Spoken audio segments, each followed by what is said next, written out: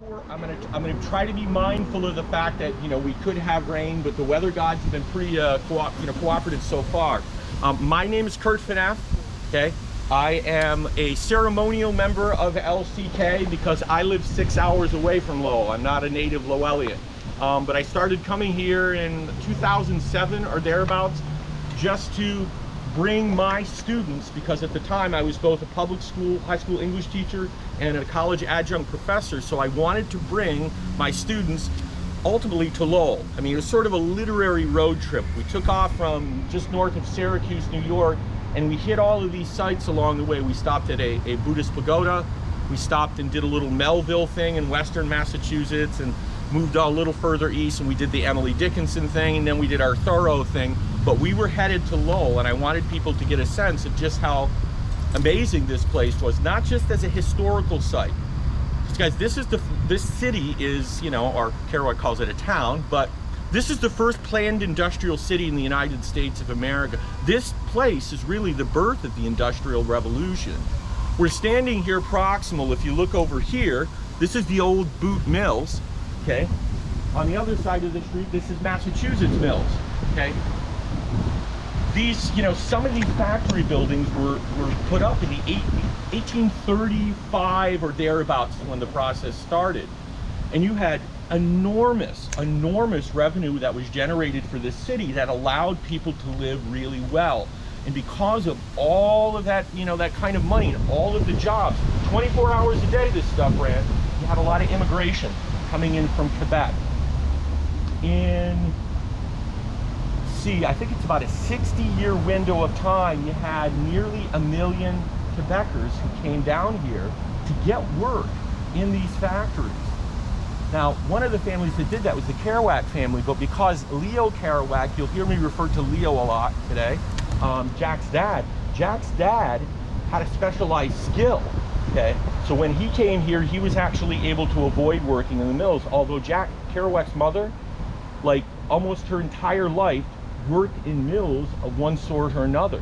She worked in, shoe mills here. She was a skiver. I mean, she just cut like leather all day long. Very, very sturdy. Also, Quebec transplant herself.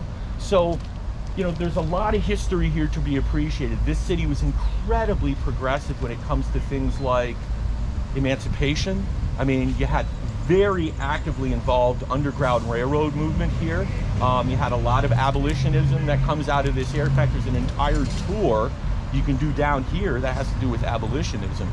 But our focus today is obviously going to be Kerouac, and I'll mention some of these other things because his story dovetails so nicely with them. Now, why Kerouac? Why Jack Kerouac? Well, for those of you who don't know, Jack Kerouac is not just a native Lowellian. He's one of the great American novelists. Now, there are some people both here and abroad who would argue otherwise, because Jack Kerouac was dogged by really, really crappy publicity for much of his career. He wasn't really ever embraced, okay, by the critics, okay? Now you have entire wings of university English departments, that are writing their dissertations on him. And I'm just going to mention this, but we have with us today Holly George Warren, who's writing a major Kerouac biography here, adding to, hopefully our understanding of Jack in the broad sense. So, Jack is a cottage industry, but some people still don't think we should be devoting the time to him because he was a drunken bum, right? Jack Kerouac's last decade, and I'm talking about the 1960s here, wasn't always pretty. Some of it was actually rather ugly. Now, this place over here, Arthur's Paradise Diner, home of the Boot Mill Sandwich. And by the way, if you're ever here in town and are able to catch them open, you gotta go in there. It's like stepping into, it's like a time capsule. And if you're familiar with Jack Kerouac's book, Visions of Cody, there's an opening scene that has the most microscopically detailed description of diners just like that. Kerouac loved places like this, right? Well, the owner of the place, the current owner, has a really great, so I went in there one time, he says, "You look like a Kerouac guy." I was like, okay. I hope that doesn't mean, you know, they're tarring and feathering his neck. He's like, no, he says, I got a great story for you. You want to hear a story about God? Sure. He says, I call it Bare Ass Jack. And then I wasn't so sure I wanted him to tell me the story. I was like, well, a little presumption. Well, the story was that during one of his drunken escapades at one of the nearby, you know, night spots, Kerouac stripped off all his clothes. Somebody bet him he wouldn't do it. And he ran and he took a leap in one of the canals. Swam around a little bit, caught it. So he was trying to replicate something that he, you know, that happened kind of earlier in his life when he and his friend Bill Canestra went out and did a little drunken, you know, loop of some buildings and, you know, in New York City. Well, it's the stories like that that locals remember and talk about because, and I can show you this, the tour, at least for me, often for people, and visitations to Lowell often settle around a tale of two Jacks, okay? And these are the two Jacks we're talking about. So, if you see this picture, okay, you've got Jack Kerouac, the incredibly handsome, the camera loves Jack, he's very, very photogenic, okay? So this is Jack when he graduates from Lowell High School, by the way, which is just a couple of blocks away from us here.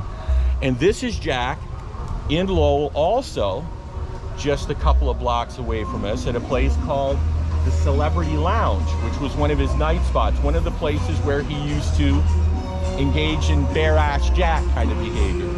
Okay. Good music, it's a little louder, my eardrums would, you know, survive that kind of thing. But at some point on the tour, and I'll return to this picture, this is Jack standing in another site in Lowell, Bon Marché bookstore on Merrimack Street, where he did his only ever book signing and meet and greet event. Jack was not a very comfortable guy in public. He was rather shy. What year was it? This is actually in March of 1950. Now, how this book signing came about is kind of cool and involves some of the other Kerouac figures we'll talk about. But you could even see in this picture, Jack is like, the smile is a little forced. He's not good at this sort of thing. Well, Kerouac was always very shy. All of the interview material that I've read or heard, and there's a great audio archive where just about every one of his boyhood friends was interviewed, they're like, Jack was not the guy who was going to be the leader. You know, when you went walking into the dance, he was the wallflower. He was the guy standing off to the side because he wasn't really comfortable in front of people. So Jack drank to deal with the public. But Jack drank because Jack also had, I very much believe this, suffered from some manner of depression. And Jack likely had, given his early experience as a football star. By the way, when Jack Kerouac played football, they didn't have metal helmets. They called them like leather heads, right? They had these, basically these leather, like almost like toques they wore. So he sustained some, I think, some very, very serious and repeated concussions early on. And then because he took beatings, the result of some of his drunken behavior, you know, one of the worst beatings Jack ever took in his life is right here in town, when Jack went into a predominantly African-American establishment and uttered some racial epithets. He was drunk, okay? And he loved African-American people, some of his dearest friends were, but you throw alcohol into the conversation and you get almost the caricature Jack, okay? We're gonna talk about the Jack Kerouac history represented in his Lowell books. Yes, On the Road is remarkable. I love it. I read the Dharma Bums a couple of times a year, every year. Desolation Angels and Mexico City Blues, and, you know, The Subterraneans, wonderful books. But Jack's best books, as far as I'm concerned, and the books for which his legacy has not, you know, not been allowed to kind of emerge, it's the books he wrote about Lowell. Okay? And he takes you right through when he was, you know, this small, right up to the point where he leaves here. Okay? And even when he was as far away as on a mountaintop in the Upper Cascades in Washington, his mind was on this place. In fact, there's a passage from one of his journals where he's sitting out there and he's looking at Mount Hosamine, which was this really imposing kind of double summit, you know, a distance from his cabin on Desolation Peak. And he's looking at it, and something in the image of it makes him think, I wonder what Mike Fournier's doing. Well, he calls him Joe Fortier, but Mike Fournier's doing. He says, I wonder, you know, about that tenement on, you know, on Salem Street that he used to live in. And he just has this one, it's like, he's in one of the most beautiful, majestic, remote, natural places in the face of the earth, and his thoughts are of a tenement on Salem Street here in Lowell. So his heart was never all that far from this place, guys. So with that said, let's do a couple things. First off, I want to tell you guys about this place where we're at. Why did they decide to put a monument to Kerouac here, of all places? Why here? Because his dad worked here? Well, very good, okay? The first thing I want to tell you, if Kerouac would like emerge amongst us, like right in the middle of us here, and look, and go, wait, what is all of this? And go, these are my books. This is, you know, this is wonderful. I think he would get the biggest grin on his face because, first off, Steve pointed out, just across the water from us here was the second location of Jack's dad's print shop, Spotlight Print. That was Leo Kerouac's specialty. That was the skill he had that kept him from working in the factories. Okay, so Jack had fond memories of going there, the smell of the ink and all of the oil in the machinery. He used to go there with his dad. And there are descriptions of Leo, either by car or walking, okay, coming in from some other section of the city and driving down. There's a little set of train tracks and things over here. He knew all the back way, so we would cut across here, and you know, just that voyage felt so epic. Now I have another picture I want to show you guys here. This is actually, if we were at the far end, I hate to say it, over by the porta potties, but that's where this is located as someone goes in. Excellent. This is the signage that used to be here for Lowell Industrial Park. And you can see all of the different business. If you made mops, if you made ice cream, if you were a news company, if you made calendars, you had a shop in this big industrial one. Well, in the lower right-hand corner, you have Spotlight Print General Printers. Now, the building's no longer here, but ultimately the people who bought out Spotlight Print after something catastrophic happened here in '36 is the name just below us, Sullivan Brothers. Okay, so kind of close-knit, almost incestuous scene in some ways, right? But Jack would love the fact that we're here at a place that was so proximal to where his dad worked. Second, right here where we stand, if you go kind of in this direction or this direction, mile and a half, no more than that, you can visit every single house that Jack grew up in during his time in Lowell. We're just about, as the crow flies, a mile from his birth home on Lupine Road. A little less than a mile away from the house on Beaulieu Street, where the most traumatic event of Jack's childhood took place, one that he devoted an entire book to trying to kind of wrap his mind around. The houses he lived in during his teenage years that he describes, you know, just the energy and the vibrancy of the Pawtucketville community. I mean, those houses are all here. So it's like proximal. This is like ground zero. If you were to draw an arrow, you know, out from here, it's like it probably form a perfect circle, everything you want to know and see about Jack. But also, just behind us here is the confluence of the Merrimack and the Concord rivers. Now, for those of you who've read On the Road, how does Jack describe the Mississippi River in On the Road, like the first time crossing it? Does anyone remember the language he uses there? He calls it my beloved Mississippi River. Now, I'd never seen it before. He'd only ever heard about it or read about it. And I'm like, Jack loved rivers. The sound of the Merrimack River was always close to where he grew. He spent his time haunting the banks along Lakeview Avenue or over off Moody Street. Okay, so he knew this river, okay, in Lowell, and when he said my beloved Mississippi, he's really talking about the Merrimack. So we heard echoes of these sacred places everywhere he went. The diner, which by the way is a 1937 Worcester diner, okay, so that's a product of the Great Depression. Like, that's the kind of place that Jack preferred to eat, and that's the kind of place that's slowly but surely vanishing from the American landscape. So closeness to home, closest to business, closest to like sacred geography, it's all here for Jack. So when they built this, okay, they put it in the right spot. Now, for those of you who've never taken the time to walk around, and it's a little worrisome, like some of this stuff I don't like. It looks like it's fallen into a bit of disrepair. But this came here in 1988, courtesy of a remarkable Houston artist named Ben Waitena. And I wish we had a crane that I could lift you guys up so you could see this from above, okay?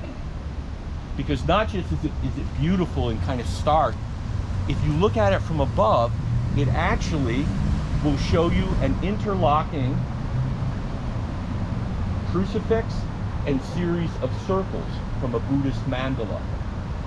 So this is also reflective of the complex spiritual practice that because Jack was deeply invested in Buddhism, but as he describes himself, he says, I'm not beat, he says, I'm a Catholic mystic, okay?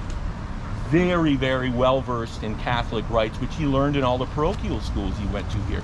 So this monument to him not only features his writing and not only has the kind of complex spirituality, but it's also a monument you have to walk into. Most of them you kind of stand outside of to appreciate. This one invites you to kind of come into it and be a part of it. So I'm like, that's the personal relationship people have with Kerouac's books. I mean, so lots of amazing things here. Finally, the last thing I'll tell you about why this would be an ideal site for Kerouac to come back, return to, and go, wow, good location. You look over here, you'll see the little door with the graffiti on it. Okay, right there, there's that little alley. Now Jack writes about that alley. Okay. That was like a magic alley, right? Because it led from not just Bridge Street here, but the front face and the marquee of one of Jack's two favorite childhood movie theaters, one called B.F. Keith's Theater. Jack was a child of the kind of the industrial age. He loved movies. He went to movies all the time. His father, print shop here, most of his business patrons were people in entertainment, particularly movie theaters. They needed flyers, they needed programs, they needed promotional materials when new vaudeville acts would come in town. So one of the most spectacular movie theaters in Lowell was right here on Bridge Street, okay? And Jack had free tickets to go into any movie anytime he wanted because his father worked for them. So he also would talk about how he saw his father walking down this alley to go in the back area of the theater because his father was a real wheeler dealer and he liked to hobnob with people. He would play late night cards, do late night drinking with the entertainers. And in fact, let me show you real quickly before we kind of move on from this area.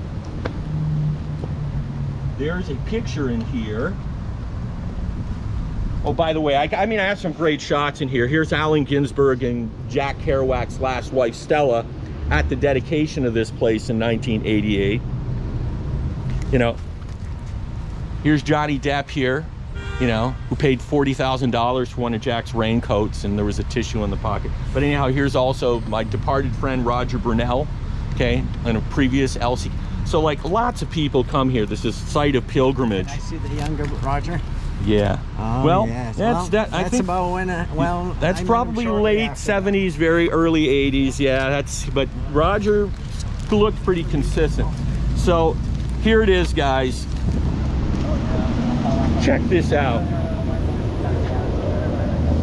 You used to have these movie premiere events here where you have lines up and down the sidewalk to come to the latest movies. Because you had such solid financial infrastructure here, and these are in the days before you had television in every home, people used to go to the movies. So this beautiful theater, which they razed in the 1970s, unfortunately, was one of Jack's favorite places to go. So let's take a little walk.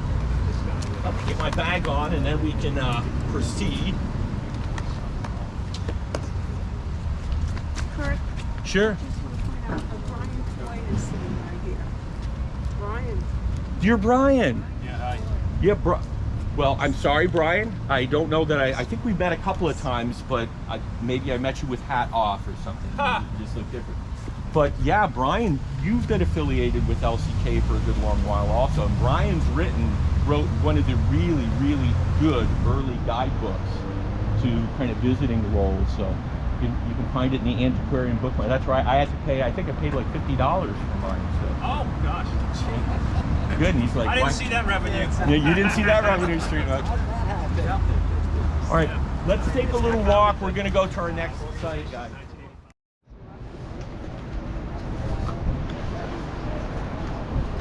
And that Aiken Street Bridge is remarkable. It's so beautiful. And I went under one time.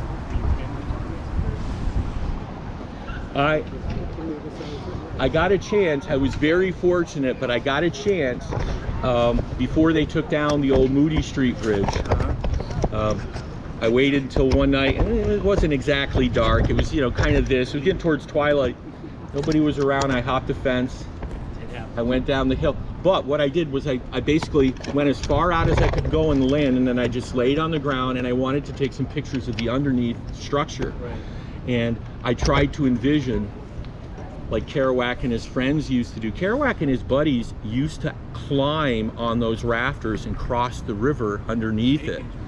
And, you know, you guys have some amazing bridges here in this town. So guys, just a couple of quick pictures. We're a little off. If we were standing more proximal to the building, you've got basically a look this way towards the old Lowell Courier building here. And it says the Sun at the top, but at one point in time that was also associated with the Lowell Courier.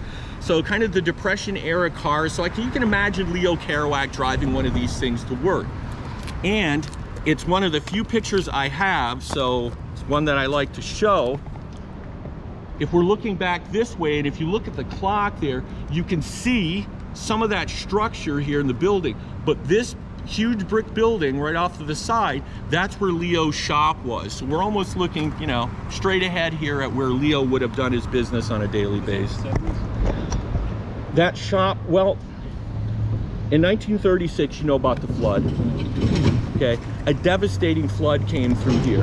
The highest water levels they've ever been in recorded history.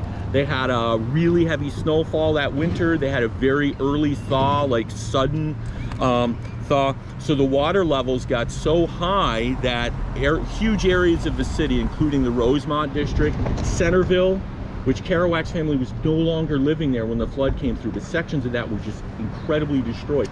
There was a bar, a liquor store on Lakeview Avenue where they measured, you know, 13 feet high, okay, into the building. That's how high the water was. So it was absolutely devastating. One of the casualties of that flood was this area. Now, we're looking right here, okay, this street, Merrimack, there was 3 feet of water. Now, I won't make you come and look at it, but if you go around the corner here, it's just out of sight. But you've got this, you know, you've got this performing arts building now. All the way down there was as much as 3 feet of water in the road. So Leo Kerouac's print shop was inundated. Now, he didn't lose the business right away, but it was such a catastrophe, and business was so unsettled for a period of time that he ultimately ended up needing to sell his business, which resulted in him basically being, you know, destitute. That was when most of these depressions happened too, right? Right, 1936. Man, we're talking halfway through the Depression. And worse yet, Leo Kerouac absolutely hated FDR. Like, New Deal, as far as he was concerned, New Deal policies were garbage. So it must have been galling for Leo for a period of time. He ended up, you know, carrying water buckets for the WPA, which he certainly didn't want to do, but he was pretty good at finding work, as I'll explain as we continue along. But guys, I wanted to tell you next here about not this big building, but what used to be here. So I guess you have to imagine this, and then I can show you a picture that will approximate the experience of it.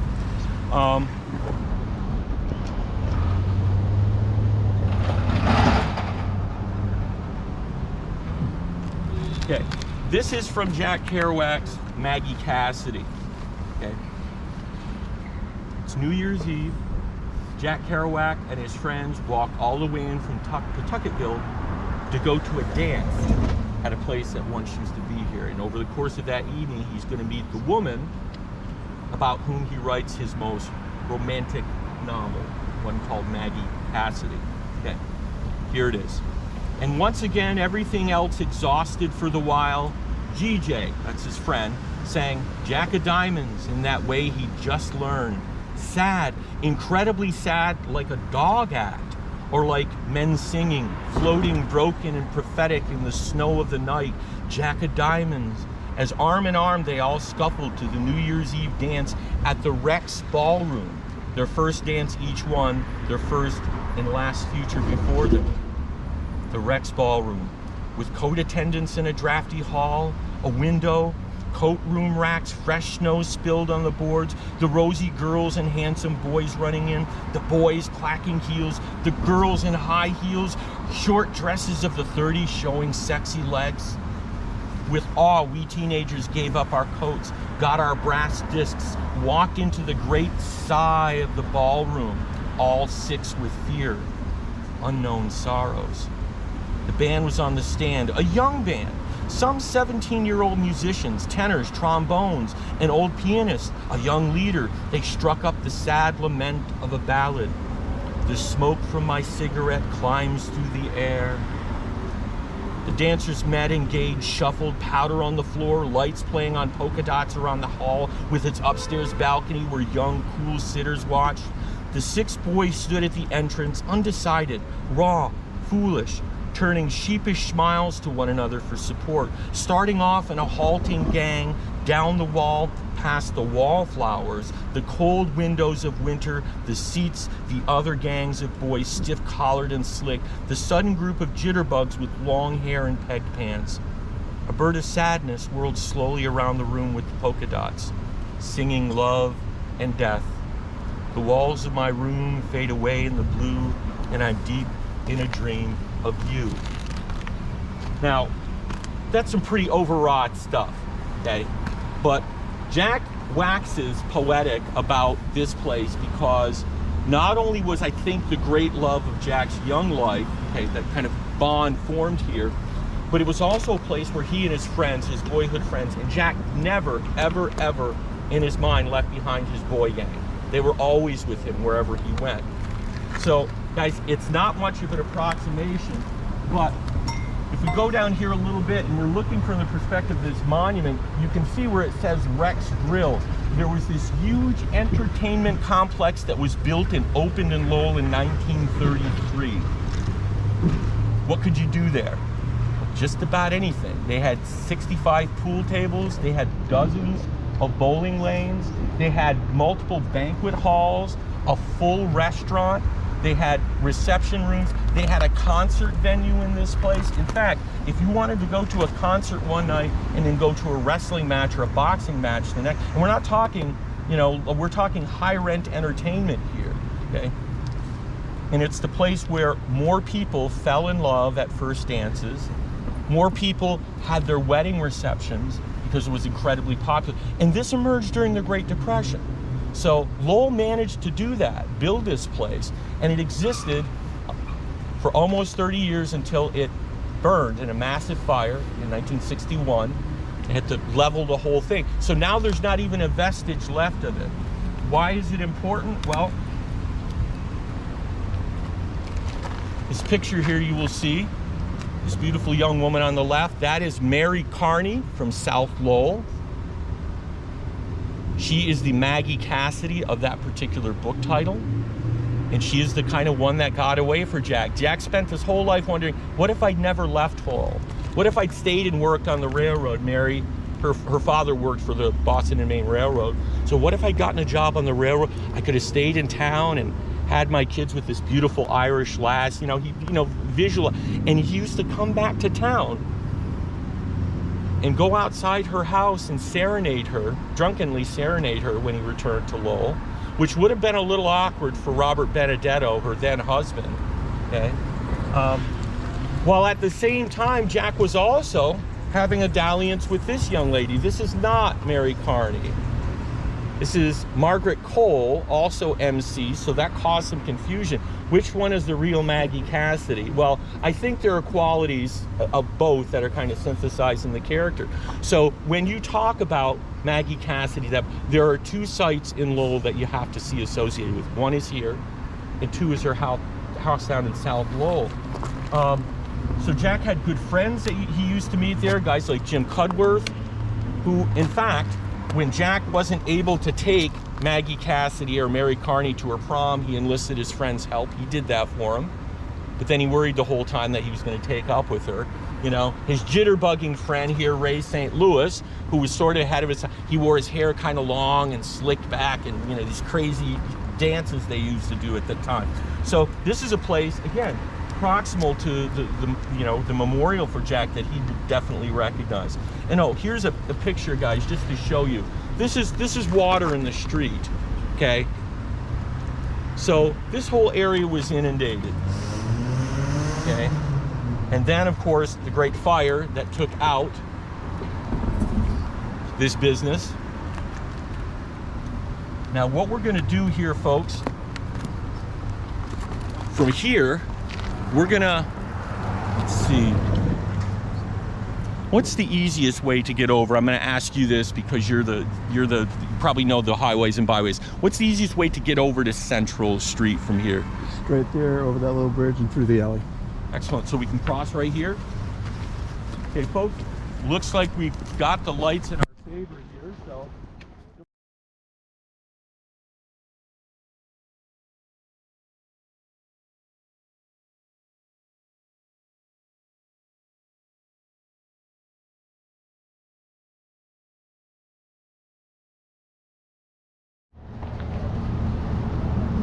Holding off on the weather, huh?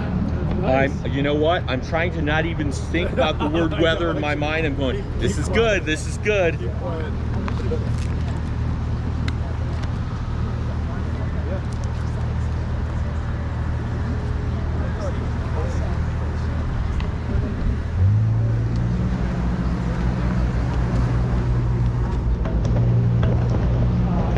Well, folks, we're not going to venture any farther down Central than this, but this is another area rich with Kerouac history, specifically as it relates to the movies. Kerouac was a cinema buff.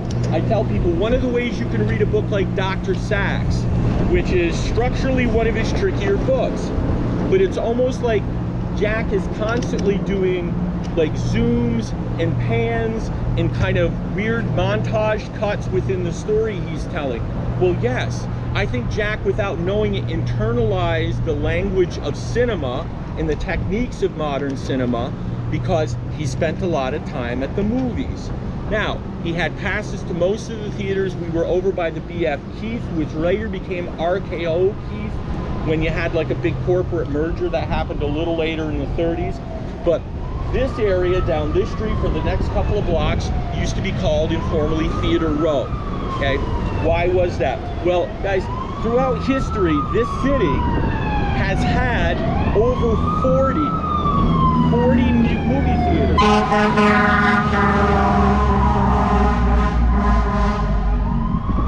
And a lot of them were concentrated on this next kind of 2 blocks. In fact, we're standing right at where one of maybe the most impressive movie theater that ever existed in Lowell occurred. It was a place called the Strand Movie Theater. And you can see still some of the existing architecture. It was built right here along the water, had this incredible, impressive marquee out front. And the inside of this place was palatial. Now, Leo didn't do an awful lot of work for the Strand. Why? Well, the Strand was one of the first run movie theaters in town, so they got pictures first. They were a little more high-end. Now, Keats was first run, but most of Jack's favorite theaters were kind of the second and third run theaters. You know, ones where the rats were scurrying over your feet, competing for the leftover popcorn on the floor. But this one, the Strand Theater, Jack had a friend who worked here, so he used to be able to sneak in. And although I hate to say this, I think some of you are going to know what I'm talking about. Some of Jack's first erotic exploits took place inside darkened movie theaters, okay? And at least 2 movie theaters in this section of the city is where that happened. So we're looking at the Strand Movie Theater here, okay? If we go down a couple of blocks here on the left, you have the location of the old Rialto Theater, which I have a picture of here. This is, I believe, the repurposed Rialto is where the documentary is going to be playing later today. and Paul Marion's speeches. So you're going to get inside a building, a structure that not only still exists, but that has a lot of Kerouac history. So this is the Rialto. Across the street was the Owl Theater, Theater Voyant, which used to be in Old Cappy's. You had the Opera Theater. Okay, if you go right down, there's like this little V of land there, and just behind that used to be a big impressive movie. So you had 5 movie theaters operating at once here in this area. So Jack got to indulge his movie, you know, kind of fascination all the time as a kid. And this is just a listing here, guys, to show you. Now this is from 1926, I believe. Okay, but this is you know, these are a few of the theaters that existed in Lowell. Okay, so notice on Central Street, Central Street, Central Street. Then you had the Alhambra, you had Theater Voyant. Okay, lots of movie theaters. Well, that state of affairs couldn't exist, you know, infinitely. Too many movie theaters. What brought about the end of the run of movie theaters in Lowell? You guys know this. Television. Television. Jack even has a passage about this where he talks about television has killed the culture cold. There's no people walking out on a Saturday night just having gotten like a really nice ice cream sundae at like Dana's, okay, or at DL Page's, and we're gonna go right up around there. He said, so what you're left with is people don't stroll anymore. Like, you ever watch people walk? People walk with this kind of intensity, and like they don't pay, you know, no eye attention. Jack was like, everybody used to walk everywhere. So I would love there to be even just a you know, 10 seconds of documentary footage of old Lowell, 30s, 40s era Lowell, okay, on one of those nights where you had everybody out just enjoying a stroll, going out for a bite to eat, okay? And you had some fine restaurants here too, but moreover, you really had, you know, the reason to be on this street was those movies. So let's take a little walk down here. And they're like, oh, you were down there? It's like, Adam Street, Movie Street is all crazy right now. Guys, just a quick anecdote here. In this building used to be a billiards hall kind of club owned by a gentleman named Crawford. Now, the only connection it has to Kerouac is actually connection to Leo Kerouac. The Lowell Sun, and we're standing right here, this has been the predominant kind of, you know, print newspaper in Lowell, you know, basically for the entirety of its history. Well, in 1933, I believe it was, Leo Kerouac got busted in here. And I know this because it was a front page story on the Lowell Sun that I just happened to discover. He got busted. It was an illegal gambling and kind of bookie joint. And Leo used to like go lay down his bets. Like I say, it was a wheeler dealer. And during the Depression, when you were doing anything to make an extra buck, he was like, hey, I'm gonna take my chance. So he got arrested. I believe he ended up paying a $5 fine, okay? But the pool hall is no longer here, obviously, but this area had lots of little shops in the day, and it was just this little sliverous place, but it was one the locals knew about. But then after that happened, Leo had to take his sort of illegal gambling impulses elsewhere. But now we're right underneath here, the, you know, the absolutely iconic sign of the Lowell Sun. Let's see how we're doing here. We can cross here right now. Where we're going to go next. The next place we're going to talk about is, in fact, the Lowell Sun building. And this has got many, many, many connections to Jack Kerouac's history and his family's history. We're actually right in the heart of downtown Lowell. Now, we've just done a circle here from where, you know, we started out. But the Lowell Sun building is at the heart of what is called Kearny Square. This used to be Merrimack Square, but it was renamed Kearny Square in honor of a young man who came from a Centerville family who lost his life in World War I. So this is Paul T. Kearny Square. Jack Kerouac's descriptions of this area and the opening sections of his first novel, The Town and the City, are some of the best writing he ever did in his life. It's sad that more people don't read and appreciate that book, but he takes you here, and it's almost like he starts here, describing these office buildings, you know, describing the gold decals in the windows of the building, describing the lunch carts across the street, okay? He even mentions and refers to the billiard parlor around the corner, the one his dad got busted in, okay? But At the heart of Kearny Square is the Lowell Sun building. This is the newspaper building. Both Jack and his father worked in this building. Okay. When Leo Kerouac first moved to Lowell, his primary job was not as a printer, because he had to establish himself and learn some of the skills like linotyping, which he later mastered. He was an insurance salesman. And Metropolitan Life Insurance had an office on the 7th floor here. A gentleman named C.B. Redway operated that, and Jack's father worked there for a number of years. In fact, throughout his career as a printer, he always had that kind of backup in case times got hard and he needed to resort to something else. He was supposedly an exceptional salesman. He had the gift of gab. And according to one of the Leo's good friends, a guy named Elzir Dion said, I hate to tell people this and burst their bubble, but Jack wasn't the best writer in the Kerouac family. His father was. Because his father actually was not just a printer. He used to do a lot of writing and journalism and rewrite and edit articles for the local French newspapers. He would translate articles from English language newspapers into French for publication. It'd spiffy up the language, right? Okay.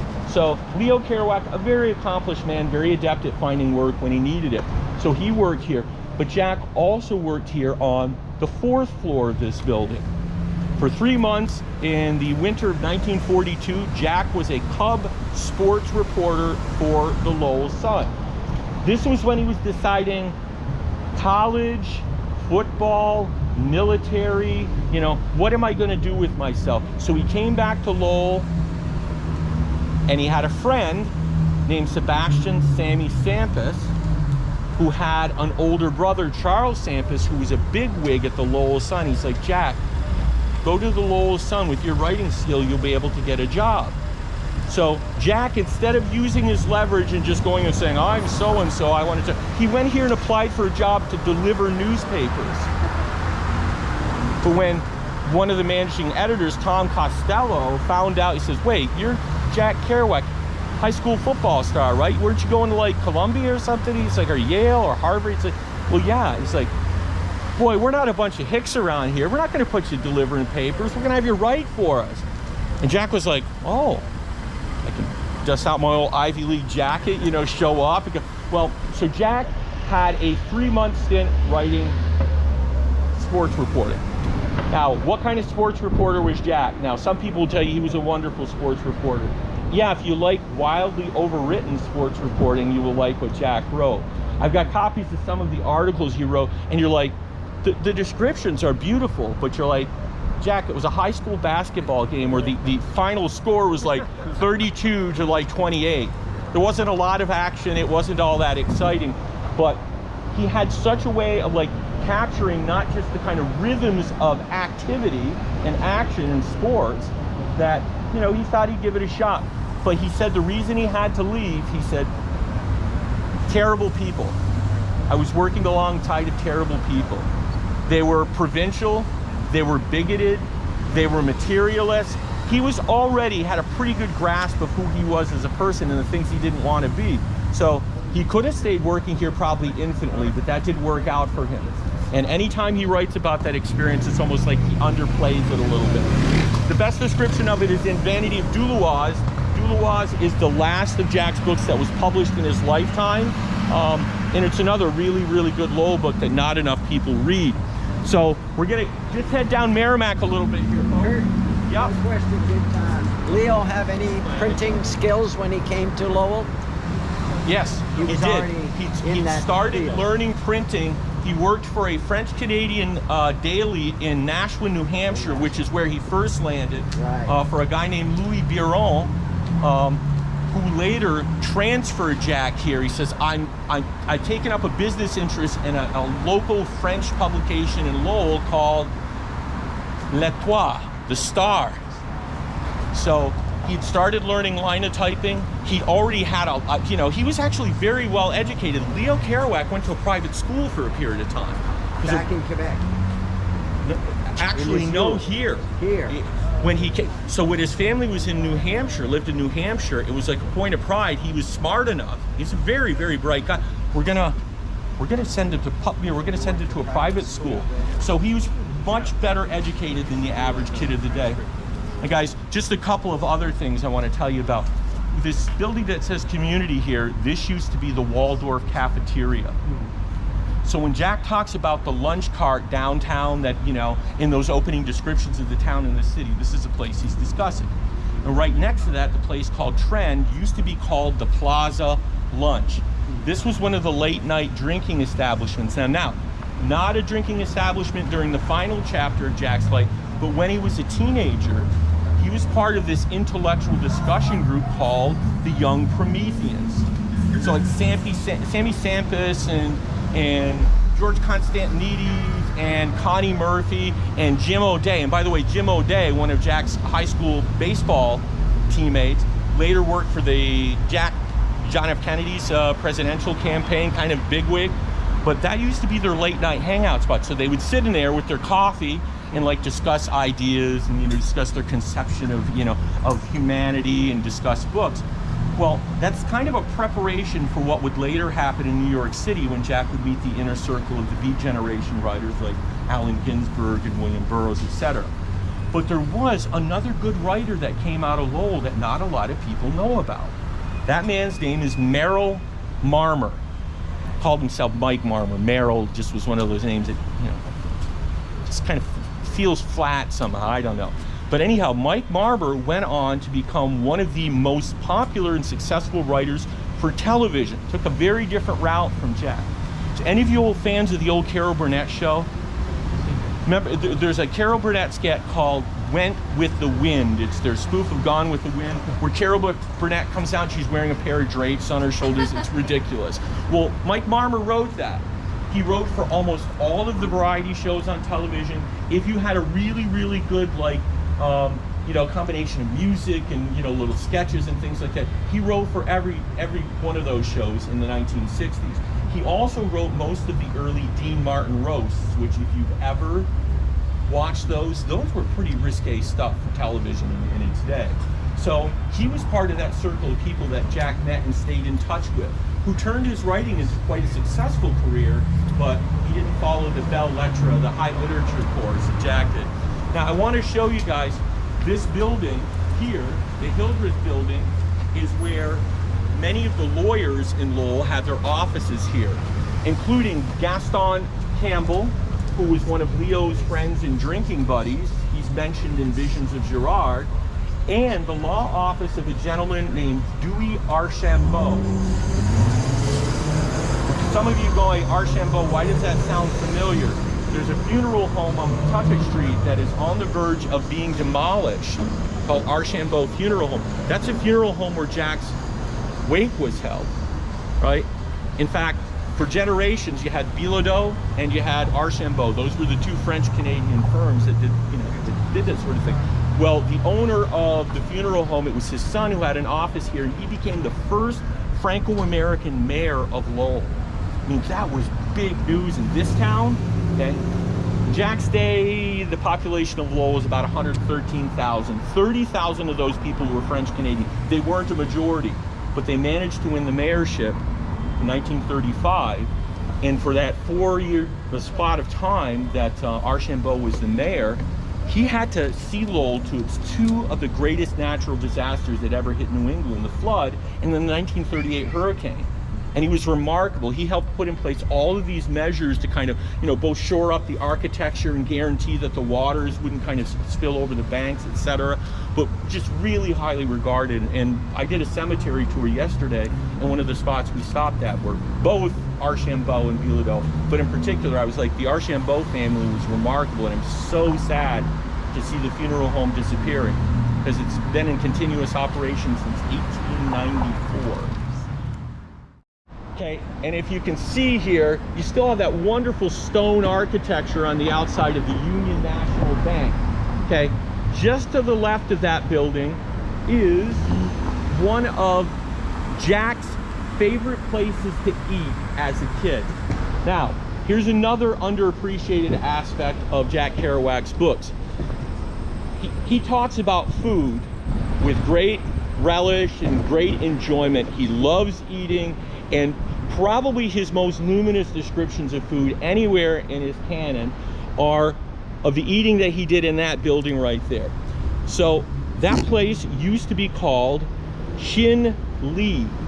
Chin Li was the preeminent Chinese restaurant in Lowell for basically a half century. It disappeared in the late 1960s. They opened up another restaurant there, but it never had quite the appeal, and it certainly didn't have the appeal on people's memories the way this restaurant did. So let me share with you a passage, and it's pretty quick.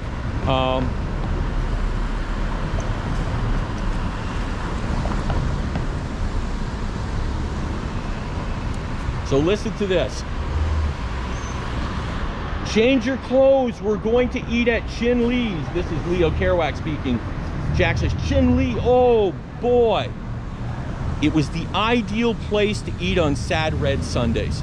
We drove with Ma and Nin, Nin is his nickname for his sister, in the old 34 Plymouth over the Moody Street Bridge, over the Rocks of Eternity, and down Merrimack Street, right where we are here, in parlous solitudes of the Sabbath, past the church St. Jean Baptiste. That church down the street, by the way, is the one that Jack's funeral service was held in, okay? Which on Sunday afternoons seemed to swell in size, past City Hall. You can see the big tower down there with the clock. That's City Hall. To Kearny Square, right here where I was telling you about. Sunday standers, remnants of the little girl gangs who went to shows in new ribbons and pink coats and are now enjoying the last red hours of the show day in the center of the city red brick solitudes by the page clock showing bleak time. That clock still exists. It's right there. You see it says page on it. To the snaky scrolls and bean sprouts of the Chinese dark interior, rich, heartbreaking family booth in the restaurant where I always felt so humble and contrite. Eating is like religious ritual, right? The nice smiling Chinese men would really serve us that food of the smell so savory hung in the linoleum carpet hall downstairs. Now, they used to have a full-time band, like, you know, like a small big band played there every night. They had free dining, okay? I've got copies of the menus from Chin Li, and they managed to actually come up with a pretty good fusion of American and Chinese cuisine. But the Kerouacs were friends, very good friends with the Chin Li family. In fact, there were two men who were the owners, okay, but they used to exchange Christmas gifts with them, okay? So Leo was actually very convivial and also very comfortable talking across ethnic and cultural lines. So some of the bigotry that comes through from Leo in a story like, have you guys ever read, let's see, what is it called? The Haunted Life. Okay. Leo comes across, like, says some things in there that make your skin crawl, that almost makes, no offense to anyone who's a Trump supporter, okay, but some of the real ultra-conservative right, like some of the things they sometimes seem mild by comparison. But it was like, how did Leo get to that, since he knew people across the business community of multiple ethnicities? So anyway, so that was Jack's favorite place to eat, and a wonderful place to go if you wanted to go with family, because it was elegant, but it was inexpensive. It was cultured, but it was sort of, you know, modestly priced. So I kind of wish I'd gotten a chance to eat there myself. I think we're getting a performance here. Yeah. Okay, in a second, guys, what we'll do is when we next get the light here, we'll cross, and we're just gonna head down this street and see a few more sites. Now, trying to think if there's something else I can tell. Oh, yeah, we're gonna go by the main entrance. Now, you might look and go, oh, the entrance to the Chinese restaurant was actually here. No, that's a separate shop. The entrance is around the side. So one time I actually tried, you know, walked in and I said, is there any way to get upstairs? And the person looked at me like I was like, what, are you casing the place to rob it or something? I said, well, no, I was just, you know, I wanted to see the old site of the restaurant. I was like, oh no, the entrance to that is on the other side of the building. So the fact that you went there and knew how to get in showed that you were local, because it, you know, it requires a little moving around.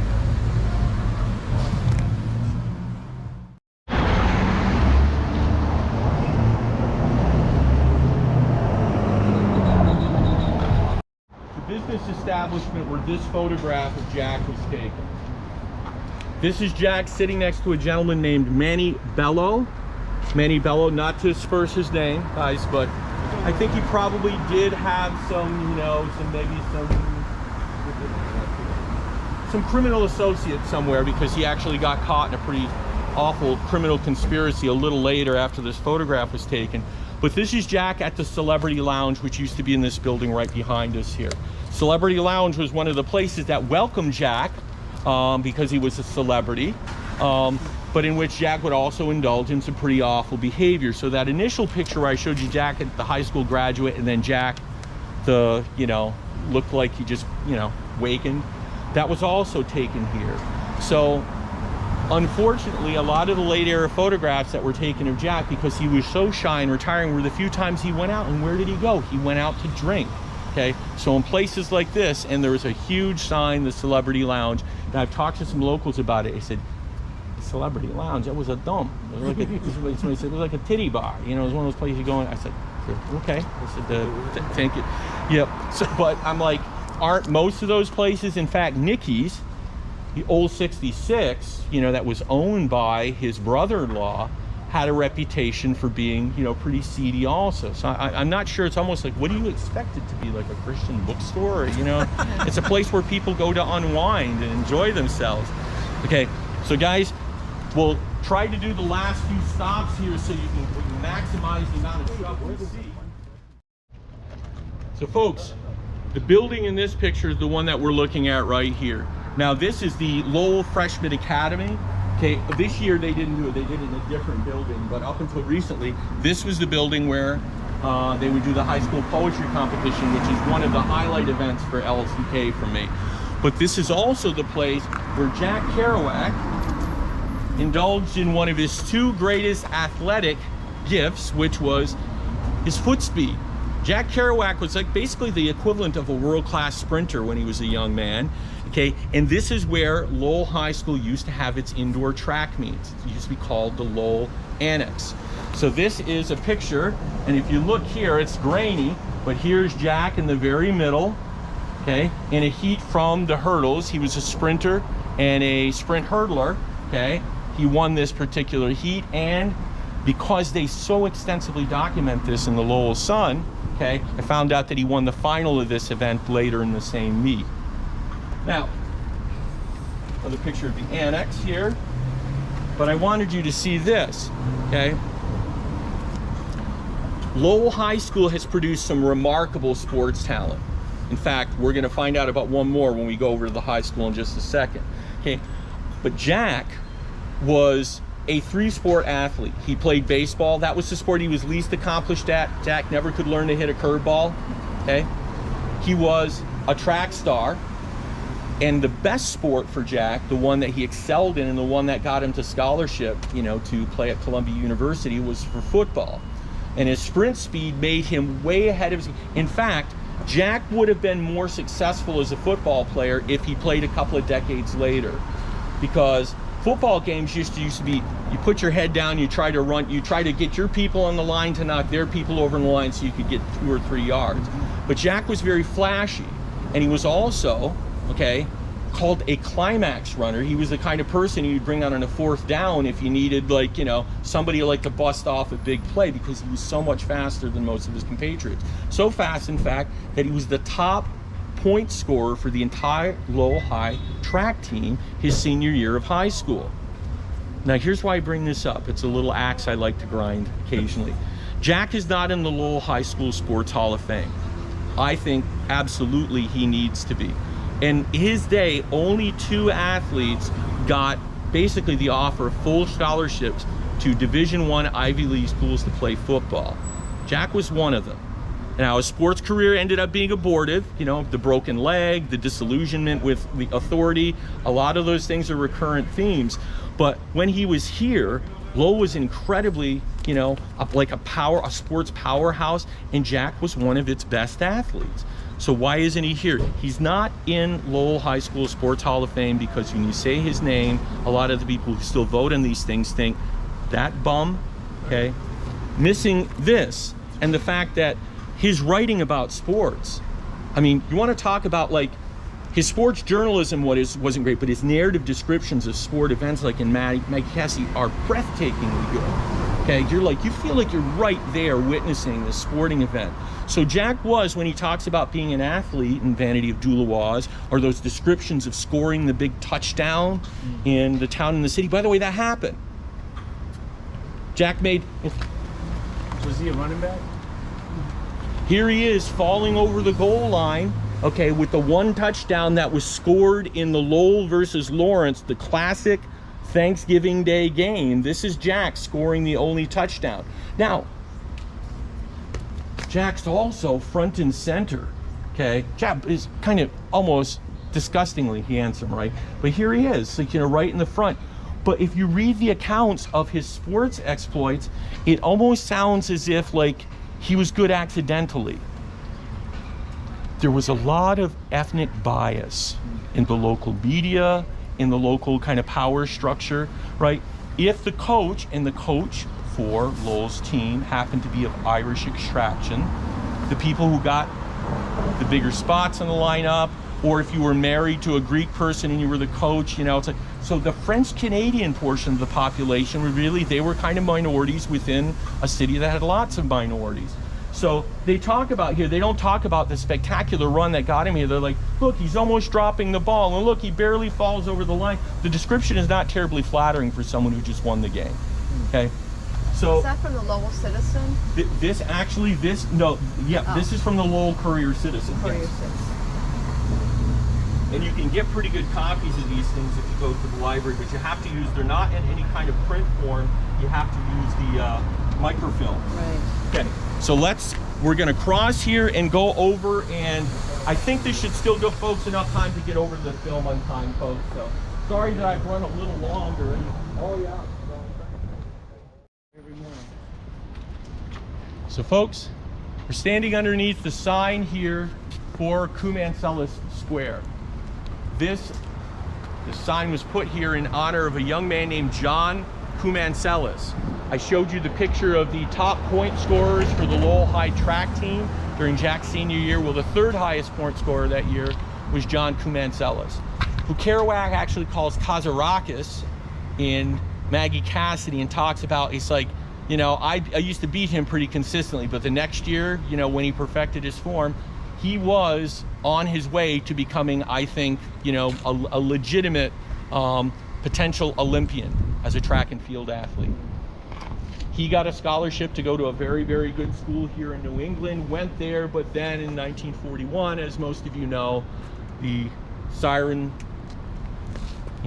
sounding war is here happened, and John Cumancelis went off to war with lots of other young men. He was killed in a training mission in 1944. He never even got to participate in the war. He was in training when he died. Now, why is that important? Well, he's not only mentioned in Kerouac's books, but in some kind of almost creepy foreshadowing in the 1960s when Kerouac came back to Lowell, Kerouac was introduced to a fella named Bill Cumancelis. And Bill Cumancelis walked up to Jack and said, "Hi, Jack." He says, I'm familiar with you, I know you. He says, "Bill Cumancelis." He says, "Are you Johnny Cumancelis' brother?" He said, "Well, yes, I am, Jack." And, he thought that, Bill thought that meant something good. But Jack took one look at Bill Cumancelis. He says, "Your brother was a Greek god." He says, "What the hell happened to you?" And Bill Cumancelis was a little taken aback. Well, it wasn't Jack at his finest moment, but it was Jack, kind of in, vulnerable the way he was a lot of the time. So out of that not particularly promising start, Bill Cumancelis became Jack's official, kind of semi-official bodyguard during much of the 60s. He was a former prize fighter. Bill was a tough cookie. And he also had some people, he knew some people amongst, the local thugs here. So he was pretty well connected. So you didn't mess with him. So when Jack got in a scuffle somewhere, if Billy Cumancelis was around, that would be enough to kind of rescue Jack. In fact, it was Bill Cumancelis who rescued Jack from probably the worst beating he ever took here in town. Jack went to a place called Omer's, a largely African-American cafe. took a pretty good beating, and it was Bill Kumancelis, who'd been alerted to the fact it was happening, who kind of sprinted by foot all the way from Nicky's to go rescue Jack. So that's why we're here, to acknowledge him, who he was also like a friend and, you know, kind of teammate of Jack's. But I also wanted you guys to see this big box-like clock here, okay?